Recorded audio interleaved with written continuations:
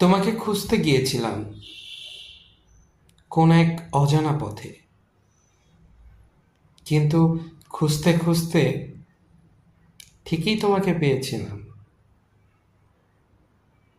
ঠিকই তোমার হাত দুটি ধরেছিলাম, শক্ত হাতে, মজবুত করে,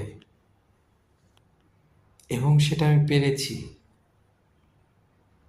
খুব সুন্দরভাবে পেরেছি।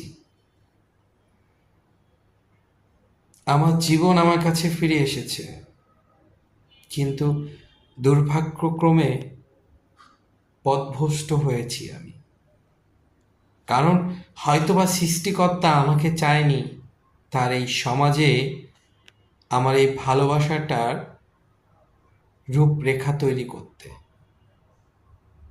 ভালোবাসি তোমায়, তুমিও আমাকে ভালোবাসো, এটাই আমার পাওয়া।